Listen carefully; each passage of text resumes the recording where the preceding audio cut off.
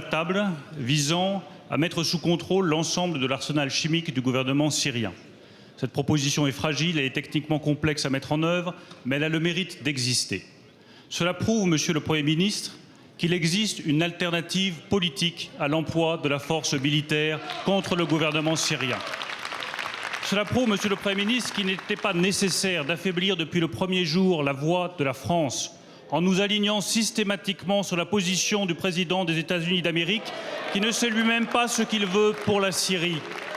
Nous regrettons, Monsieur le Premier ministre, que pour la première fois de notre histoire récente, l'emploi des forces armées françaises soit suspendu à une éventuelle décision du Congrès américain. C'est une perte de souveraineté pour la France. C'est la preuve également, Monsieur le Premier ministre, qu'il n'y a pas d'un côté les munichois pacifistes et de l'autre les interventionnistes courageux. Il y a une voie politique dans le cadre du Conseil de sécurité des Nations Unies, avec le soutien de tous nos partenaires européens, pour apporter une réponse forte aux agissements et aux crimes inacceptables de Bachar el-Assad contre le peuple syrien. Alors, Monsieur le Premier ministre, depuis le premier jour de cette crise des armes chimiques en Syrie, le président de la République n'a pas jugé bon de s'expliquer devant les Français.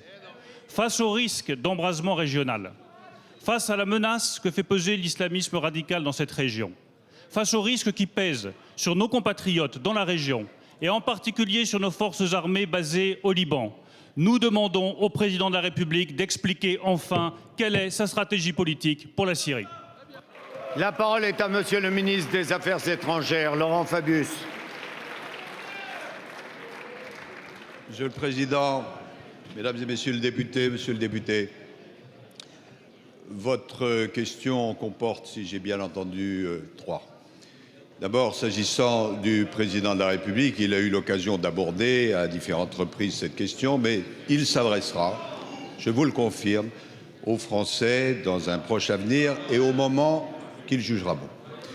Deuxièmement, en ce qui concerne la proposition russe qui a été lancée récemment, je crois que personne de bonne foi ne peut contester que cette proposition, qui avait été dans le passé, vous le rappelez peut-être, abordée, mais rejetée d'un revers de main à la fois par les Syriens, par les Russes et par d'autres, n'a pu être prise en compte que parce qu'entre-temps, il y avait eu une pression extrêmement ferme à la fois des États-Unis d'Amérique et de la France, et personne ne peut dire le contraire.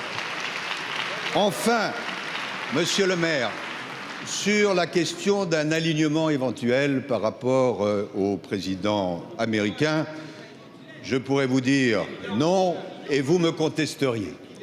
Aussi vais-je faire appel à une voix que vous ne contesterez pas, qui s'exprime ce matin dans un grand hebdomadaire. La question lui est posée. Monsieur Hollande apparaît-il comme un supplétif des États-Unis ? Et cette voix répond: la position de la France a été cohérente et claire depuis le départ. C'est signé Alain Juppé et j'en suis d'accord.